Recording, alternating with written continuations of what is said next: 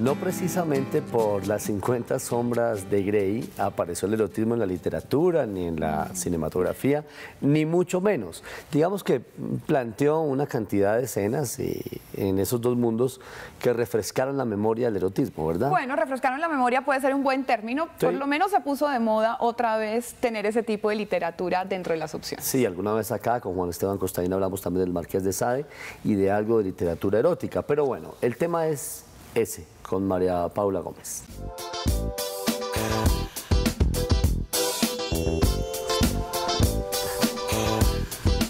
Buenas noches, Yamil, Julieta, ¿cómo están? Hola, Mari. La realización de esta nota precisamente comenzó por una noticia que leí en donde se habla del auge que han tenido las ventas, ¿no?, de este tipo de libros eróticos ya desde hace como un año. Obviamente no ha sido desde ahora, precisamente eso fue lo que encontré. Y de hecho podemos decir que antes había mucho más auge por la prohibición. Ahora el tipo de lectura ha cambiado muchísimo. Van a ver la historia que les hice, ¿no?, como ese recorrido a través de los libros eróticos hasta nuestros días.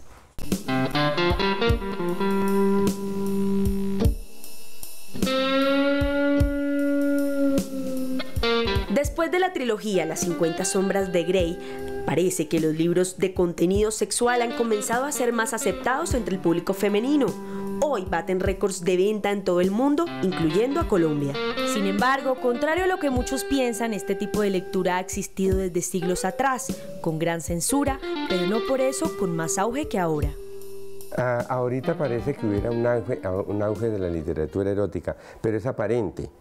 La verdad es que en los años 60, para hablar, digamos, del siglo pasado, se publicaban muchísimo más libros sobre erotismo. Desde la prehistoria, en las estatuillas paleolíticas llamadas Venus, se mostraba de forma exagerada el sexo de la mujer. Uno de los textos sobre posturas sexuales más antiguos, conocido hasta la fecha, es el llamado Papiro de Turín. El papiro contiene 12 escenas sexuales donde se muestran lo que podríamos considerar las destrezas de las trabajadoras sexuales egipcias.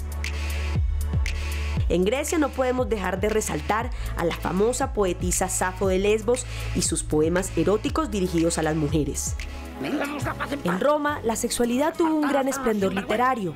Esta no solo se utilizó para tratados médicos, sino que llegó a ser utilizada como un medio para exponer opiniones políticas, como bien hizo Aristófanes en su Lisístrata. En la Edad Media, incluso con el oscurantismo religioso, las obras de carácter erótico a lo largo de los siglos siguieron floreciendo.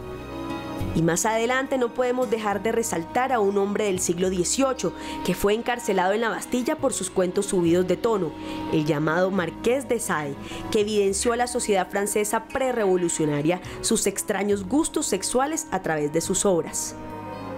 Porque fíjese usted que esa literatura, para referirnos a Francia en el siglo XVIII, estaba prohibida y era perseguida por las autoridades. Sin embargo, había todo un comercio subterráneo de esos libros y entre los libreros y los editores tenían un lenguaje especial para llamarlos.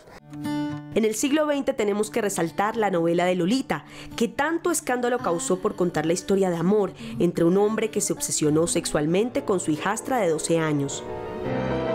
La lectura de alguna manera es un acto voyerista, es decir, usted lee para enterarse de la vida de alguien. Yo creo que lo que ha venido pasando en los últimos años con la literatura erótica es que está siendo más dirigida a las mujeres, porque siempre ha existido el Kama Sutra, el jardín perfumado, pero últimamente ha sido más para permitirle a la mujer fantasear.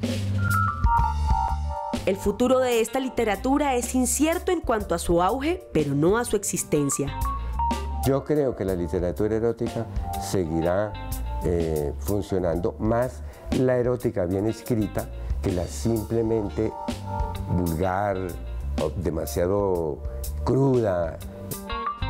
Entre algunas de las novelas eróticas sugeridas están El amante de Lady Chatterley, La historia de O, Emanuel, 120 días de Sodoma, Delta de Venus, El amante y actualmente 50 sombras de Grey, candidata al libro del año en el Reino Unido. También tenemos grandes clásicos como el Decameron de Giovanni Boccaccio, los cuentos de Canterbury de Chaucer y muchos de los trovadores medievales. Estoy de acuerdo que cada vez estos libros están más dirigidos hacia las mujeres, que anteriormente probablemente no era así, pero es contradictorio porque en las historias siempre la mujer está sometida, dominada, y es muy opuesto a lo que pasa en la sociedad, donde las mujeres somos independientes, donde tenemos casi que las cosas en nuestras manos, y en los libros pasa lo contrario. Así es, eso fue una gran crítica de hecho a los últimos libros. Es un machismo fuerte y es casi que raya con el maltrato hacia la mujer, físico y psicológico. Pero ahí no estaría yo tan de acuerdo, porque creo que lo que se juega en esas escenas de literatura erótica son roles, y es más el rol de la satisfacción y del placer que le puede producir a una persona jugar ese mismo rol. Entonces creo que también hace parte de un juego donde hay conocimiento mutuo de los roles. Entonces ahí no creería que se incurra en agresividad, sino simplemente es un juego placentero que aborda escenas sexuales a través de la literatura y o otras disciplinas del arte. No lo sé, es una interpretación. Yo sí creo que hay un poco ahí de... No, pero no es violento, no porque es mutuamente concertado. Bueno, sí, eso es verdad. Entonces, cuando hay una concertación mutua, digamos que hay una aceptación y, no sé, yo creo lo que claro, y lo que deja claro este disentimiento que estamos teniendo, o estas opiniones compartidas, es que el tema da para todo esto. GPS muy eróticos con María Paula. La música y los sonidos también son eróticos, pero hoy no vamos a hablar de erotismo en la música, sino más bien de noticias que hoy competen en el mundo musical. Andrés. Este señor también tiene mucho erotismo en sus letras. Hablo de Kanye West. Ha lanzado recientemente su 7º disco y como en ningún otro trabajo musical se nota la megalomanía, ¿no? El ego inmenso que tiene este señor, que se ha autocalificado como el artista vivo más grande de todos los tiempos. En su nuevo disco se compara con artistas como Pablo Picasso, como Miguel Ángel. Tiene una canción en la que dice gracias a Dios por mí. Ese tipo de roles. Qué delicia uno no darle pena decir eso, ¿no? Sí. Porque no le da pena. La canción se llama I Love Kanye y da gracias a Dios por haberlo creado a él. Y pues el lanzamiento de este álbum también fue una fiesta muy grande y muy en el estilo de este rapero. Fue en el Madison Square Garden durante un gran desfile de modas donde él fue el protagonista. Y bueno, todo ha ocurrido alrededor de este trabajo musical que se llama The Life of Pablo. Y muchos ya se han preguntado de qué Pablo está hablando. Si de Pablo Neruda, del que se ha declarado seguidor, de Pablo Picasso, con quien se ha comparado. O de Pablo, el de los Picapiedra. Pedro y no sabes si es Pablo Mármol. Puede ser también, aunque no creo.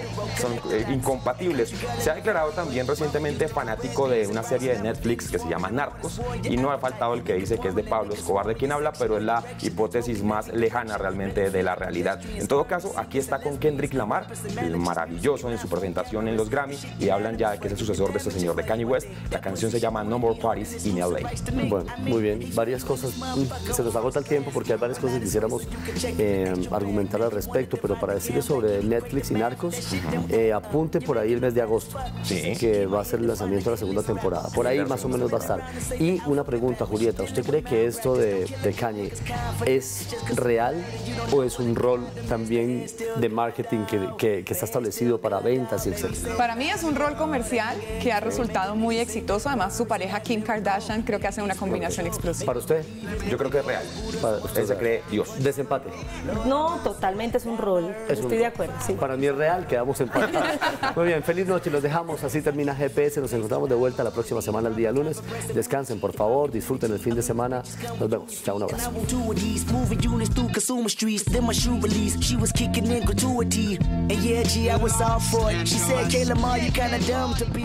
Get up off of that thing! Get up off of that thing! Get up off of that thing! Get up off of that thing! Get up off of that thing!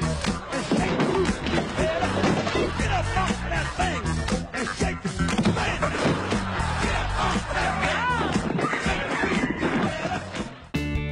El anterior programa lo presentó RTVC, Sistema de Medios Públicos, con el auspicio de la Autoridad Nacional de Televisión, ANTV.